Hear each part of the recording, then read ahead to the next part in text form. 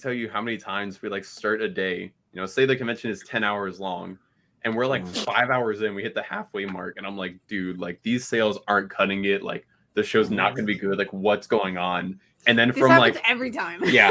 And then from like hour 5 to like hour 7 is like the busiest I've ever been in my entire life. And we make back like 3 times the money that we thought we were going to for like the whole day in those 2 hours.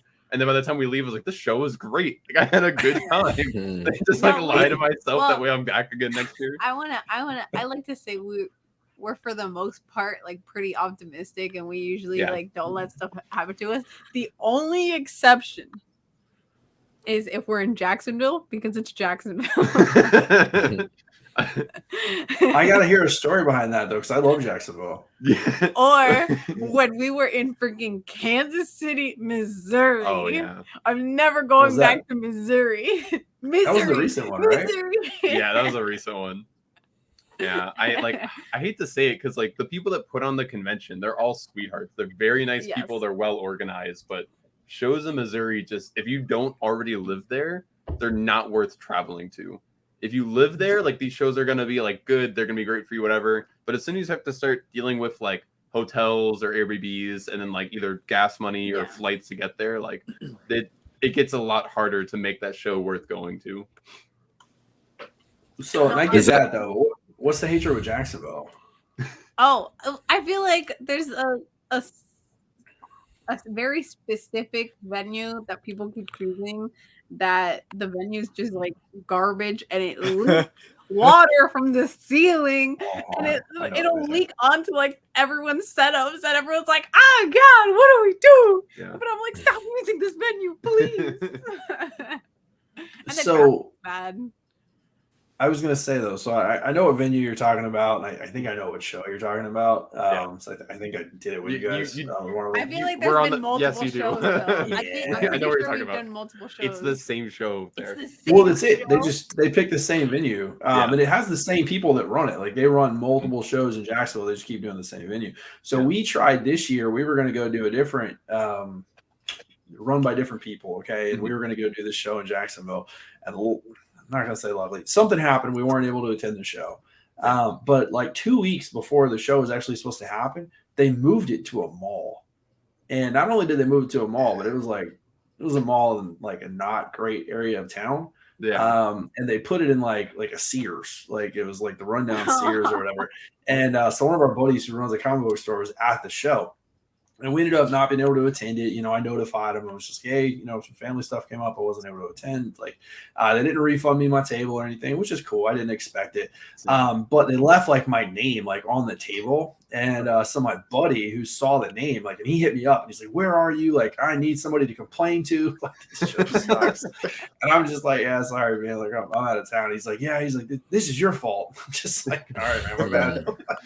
Yeah. So I get you, I understand, but it's again that venue you were talking about. Like we've done well there, and I think you guys did well there at least once that I know of. We've so we're gonna be back there again next year. Like I'm not gonna lie to you, we do good there. I just hate going to Jacksonville. It's cursed. I don't mind Jacksonville. Like the traffic is a little weird and rough, but that's just most of Florida. It's bad juju. Like I don't trust Jacksonville. But like I like the beach out there, and they got a comic book store and a retro game store I love going to out there. So like I like most of what's there. I actually really enjoy. They've got really good barbecue. They had like this really good barbecue place. I can't remember the name of it though. It's like I enjoy going there. It's just this company needs to get a different venue, because I know there's another venue that one other show does there that apparently always goes really well for them, and it's a really nice venue. So we're gonna be checking out that show. It's called Wasabi Con. We're gonna be checking out that show this year for the first time, and I've heard that they have a nicer venue in Jacksonville. So I just wish that I wish that.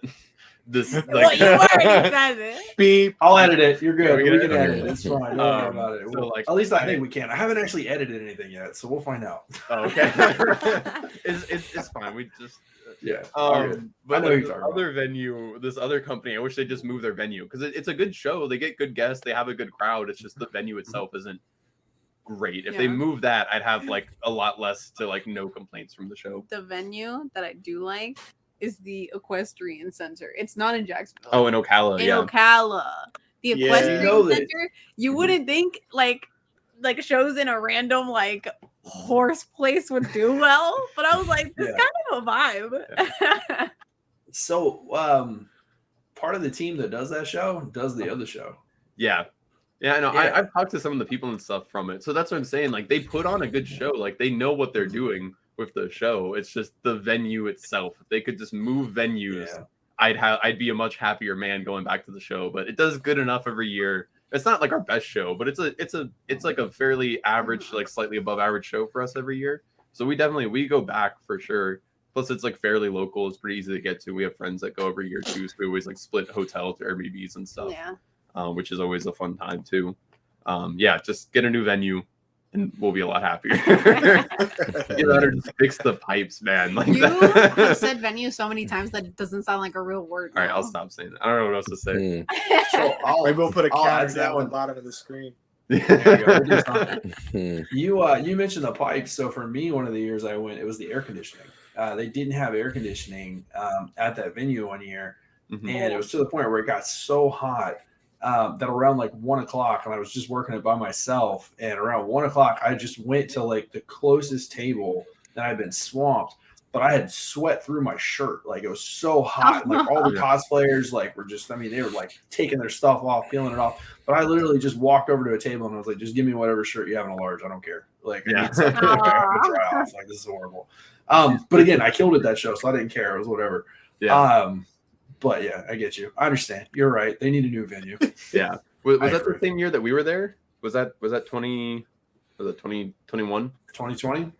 No, I think this was 2020. This was July 2020. They did the show in 2020? They did. Yeah. Okay, then I wasn't there that year. I was gonna say, I haven't had any issues with AC. I've had issues with leaky pipes, but that's like our biggest issue there. Bro, it was warm. All right. Well, now that you guys have successfully offended everyone in Jacksonville, out. So good. Okay, here's the thing. Sorry, Jacksonville people. It's because it's a very big party city, and I go to bed at like 10. Oh, I'm with you. I don't care for Jacksonville. I'm not. You guys can bash it all you want. I actually want to defend the people of Missouri because I'm curious. So you had mentioned specifically that the Kansas City show, the good people that put it on, it was good, but how it just really, I mean, maybe I'm messing up your words here, but it just wasn't really worth it after traveling, Airbnb, all that additional cost. I guess my thought, because again, I don't know anything about Comic-Cons or the business side or really anything about this stuff. So when you said that, like, how is that what makes Kansas City different compared to any other city you'd have to travel to where you have this type of expenses? So there were like 2 or 3 like kind of major issues with this show that made it where like it was difficult for us. Now, I know that some people did really good at that show. Every show you're gonna have people that do good and people that do bad. But it's just from the people that we talked to and that we knew that went to the show, it was a majority like of a meh show.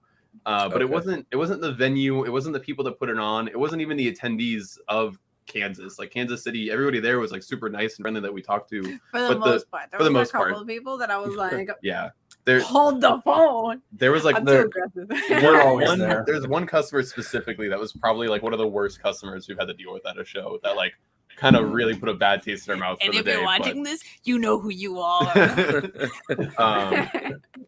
But like the biggest issue with that show, and I didn't find this out until we were there talking to some of the people that live there. Apparently, Kansas City actually has a really large like art like collective. Like, it's a very big area where a lot of artists go to, and a lot of people, like study and stuff there. There's a lot of animators that come out, a lot of illustrators. So when we went to the show, most conventions, because I don't know if you've ever been to any conventions like at all or how many you've been to, but most shows it's probably like 70 or 80% vendors, like people reselling stuff that they buy online, or they, like have their own physical location store and they bring some product there, to like 20 to 30% artists. Artist Alley is normally kind of a smaller group of it. And that like gives a good balance, because that doesn't give artists too much competition with each other. And it gives like people there, like just enough to like look through and be able to buy stuff from a lot of different artists before they like head out of Artist Alley and go over to the vendors. Even bigger conventions, like if they have like a 50-50 split, it's still like huge. Like it's Yeah. huge attendance. Like but with this show, there was like a pretty good attendance size, like fairly good. One of the other issues was that they did this show too close to their last year's show. But that's because COVID pushed everybody's schedules around. Yeah. So, you know, normally a show was once a year and it's almost exactly a year apart. This show had just happened like 8 months before. So, you know, long enough where people should have been able to have, you know, like recoup a little bit from last year and come back and buy more stuff. But attendance was definitely down because it was just a little bit too close to last year's show.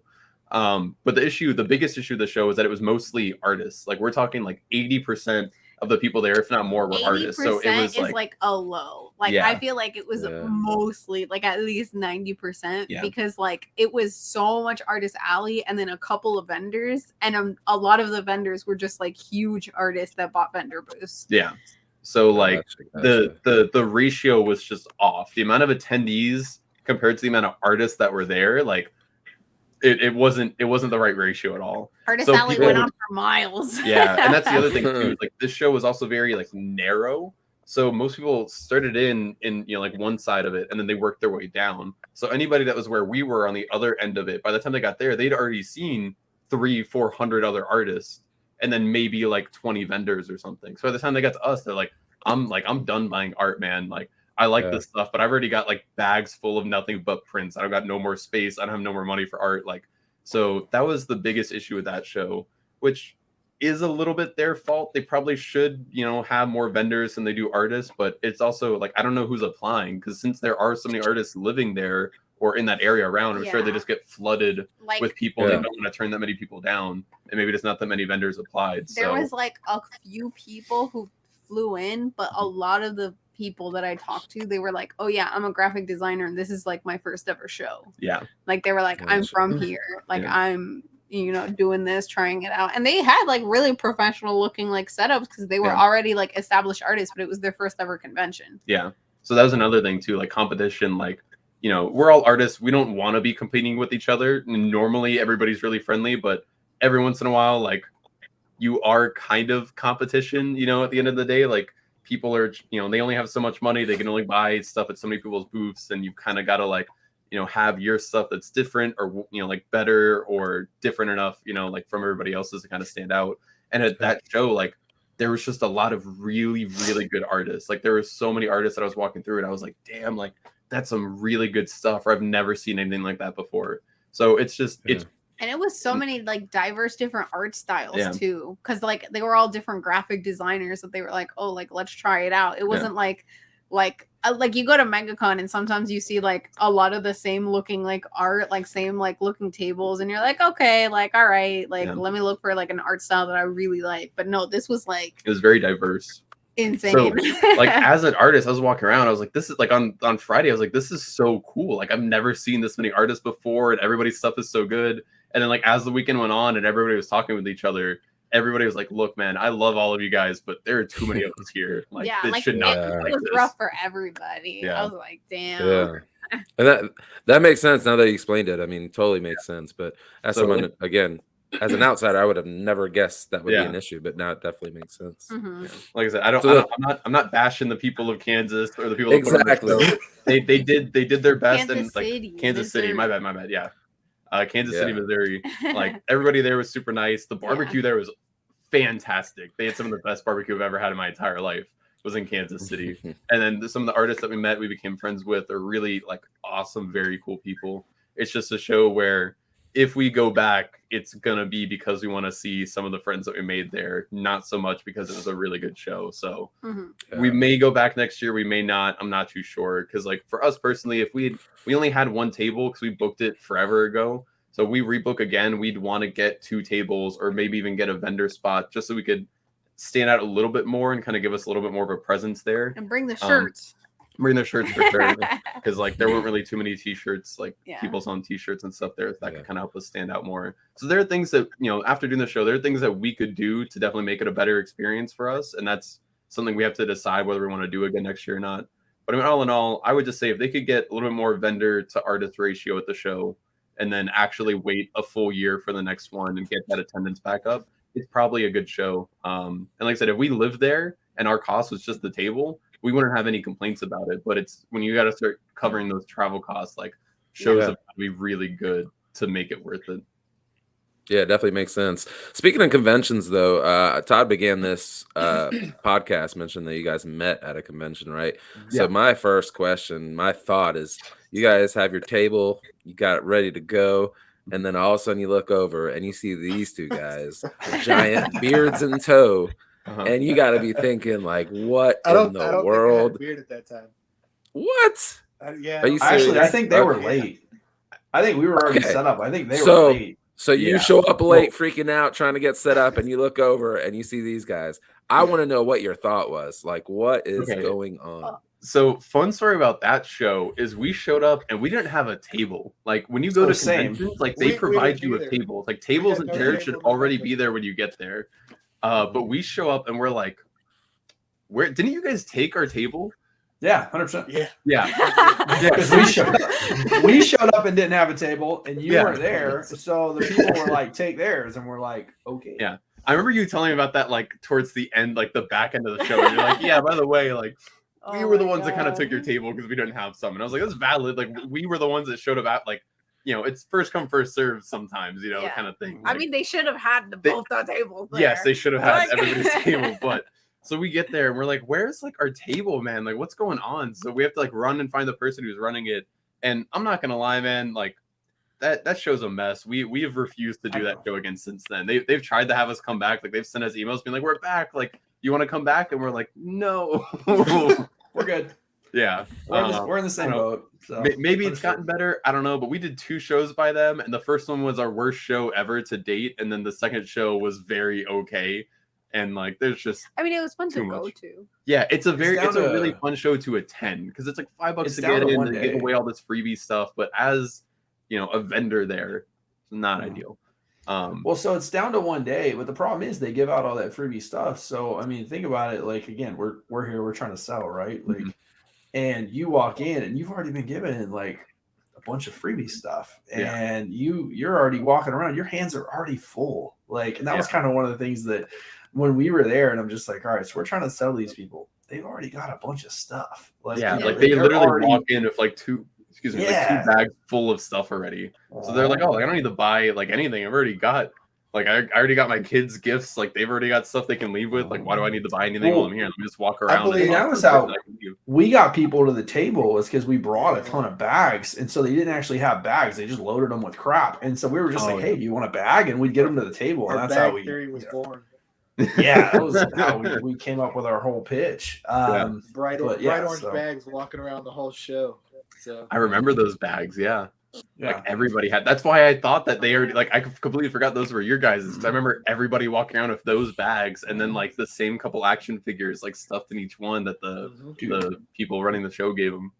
we basically killed it at that show because everyone thought that everyone had already come and bought from us. So like because we were just handing out those orange bags.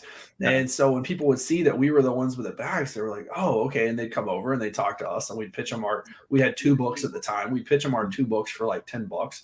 They'd buy from us, and then they'd take their bag, and who knows if they ever read the comic, but they basically bought a $10 bag, and then would roll on. So Oh man, I wanted to answer the question though, real quick. Okay, go ahead. So I feel like we've done so many conventions now that we've met like so many different artists. Like Trace and I are pretty like outgoing people, and I feel like now at MegaCon we're like, oh, we know like half of Artist Alley. Like we're like, Dude, yo, we know too many people at MegaCon, man. Like I can't even talk to everybody at the show anymore. Like I have to be like, hey, how's it going? Talk for like 2 seconds and then bounce from like table to table. Otherwise, I'm never gonna be in my own booth.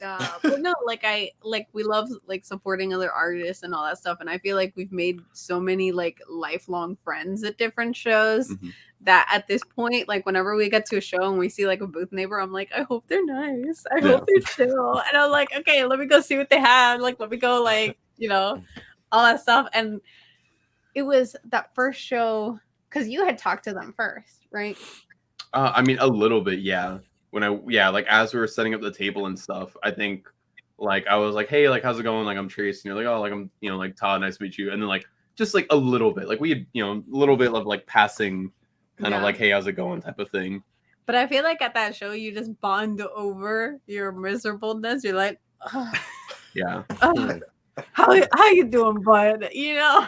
Yeah, it's always at the worse the show is, like the better quality friends you make while you're there. The networking. Yeah, You have more time to talk and Exactly, commiserating over. So I guess if we're going to talk about commiserating, let's talk about that one we did in Orlando. Oh, Fanboy? You want to go straight that to was, Fanboy? I mean, we're there. So Actually, hold on, wait. Let me like let me like say one more thing about the show that we met at. Where like, I don't know, like honestly, you guys just looked friendly, like you look like friends that I've had and stuff like at the time. Yeah. And then like I'm not gonna lie to you, most time when I see people with their own books or like comics at shows, like I'm a little weird like to go up and talk to them because sometimes they're like most time they're a little more like eccentric, you know? So I'm like, I don't really got like half an hour to sit in here and have you tell me literally every detail about your book. So most of the time I kind of avoid certain people sometimes. But you guys looked like chill and stuff. And I remember I liked your banner and it was like an anime, like comic book, like kind of mixture, like style looking thing. So I remember like after we got everything all set up and stuff, I think you asked us where we got our little stands that we use to like hold up our prints because you wanted those for your books. Because I think at the time you had just like either shoved bags or like you had something else just kind of like we had the picture, like plastic picture stands that you put stuff in. Yeah, that's what was holding up the books.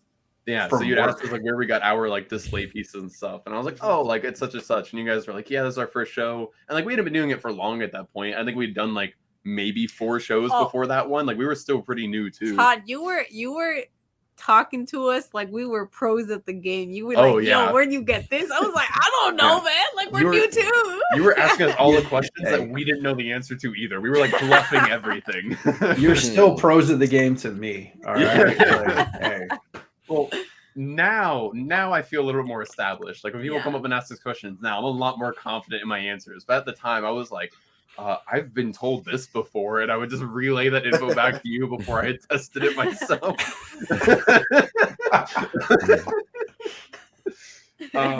You guys were just really nice. And I remember you telling me about how like your daughter was like about to be born and stuff. Like any time at that point. It wasn't very long after that.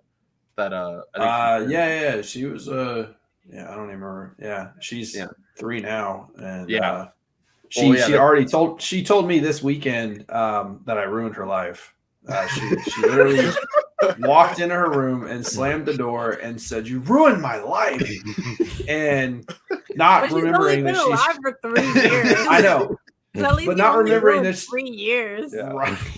Not even remembering that she's 3. I'm just like, I haven't even started trying to ruin your life yet. Like, and stormed off down the hallway, and then I'm like, all right, she's 3, bro, chill out. Like, I remember mental anguish can a 3-year-old go through. Yeah, right. Oh, you would be surprised. Yeah, I'm hoping one day I can meet her, either at her show or just like in general, because I still haven't met her yet. But I've been doing, the posters and stuff every year now. But I think that was the thing. Yeah, like that was one of the things that I think like cemented like us talking more was like a little bit after that. I think we did like one other show, another like little show where we talked for a bit at, and it was after that you were like, hey, like I want you to do the art for this, and then that became like a reoccurring thing. And then the cover for the graphic novel for Project Titans, and like just like since then and stuff. But I think definitely bonding at that show and how bad that show was, and us talking about all of the stuff that went on with that. And Trace, I know you'll like it. Your cover that you did is the one that goes the quickest. Oh yeah. Oh yeah. It sells. Yeah. It does. I think we're out actually. Oh really? I think actually the only ones we have left are because they got bent and we didn't sell them. So yeah, they got bent. But I will say, so I have so what Trace was mentioning, I have him locked down for at least 15 more years of annual birthday art for my daughter. So before her first birthday, we kind of came up with this idea that we wanted to do like some unique artwork. And I hit Trace up like pretty last minute, I think, and was just like, hey, like, can you do this for me? And kind of just gave him, like a couple things, and he absolutely killed it, got it done on the fly. And so each year now, her birthday, she gets like, and we printed it as like this huge poster and put it in her room. We put it on like t-shirts. I think we got it on a couple coffee mugs. But like it's like the theme for like her birthday.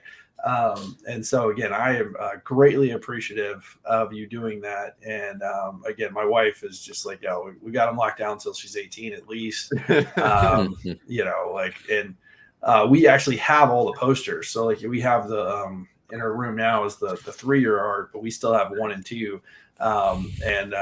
We'll end up using them for something at some point. So super appreciative of that. It's So gonna be cool seeing like her What's up? age through the posters. Yeah. Yeah.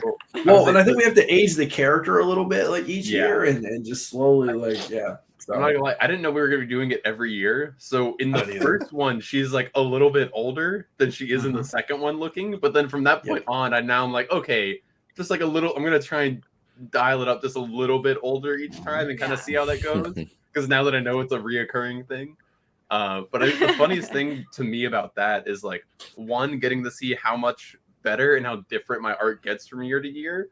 But also I feel terrible because every year my rates have like nearly doubled from year to year that you've gotten the commissions. So, you know, like back 3 years ago, I was charging like next to nothing for my commissions, but now I get like a good amount of commissions. So the more you get, the more you have to start raising your prices because you just can't, you know, if I sell my commissions at like $30 a pop, like I'd be flooded. I wouldn't have time for anything and I wouldn't be making any money off of it. So every year they get risen a little bit more and a little bit more. And I'm like, this is weird. It's funny because you don't tell me until after. So I think the last 2 price bumps have all been up afterwards. And it's so funny because like you can tell you're like, oh shit, I haven't actually told him that my price went up. Yeah.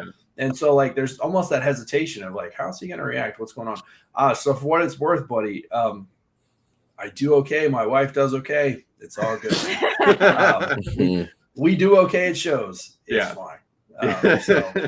I very much appreciate it. And again, I mean, kill it, friends and family always get that discount, but it's also like when it comes to people I don't know and I handle commissions, like half payment up front, and then I work on it, and then before I send you the finished thing, I get my other half payment. That way I'm completely covered. When it comes to like friends and stuff, like I'm a little bit more like lenient. You're like, oh, you want to do like this? Yeah, cool. And then I'll like whip it together. And then I'm like, as I'm drawing it, I was like, oh, I probably should have talked about that pricing thing beforehand, shouldn't I? And like kind of have to like go back and backtrack it sometimes. I'm better at it now, but every once in a while. Man, my philosophy with art is, again, you're always going to get what you pay for, and you need to compensate and take care of your artists. You know, because it just take care of your people, man. Like again, you've done absolutely amazing work, and truth be told, some of the advice that you've shared with us, and just you know, as welcoming as the two of you were in terms of at our first show, because you set some very, very high standards for table mates, and I promise you, many people have not lived up to it.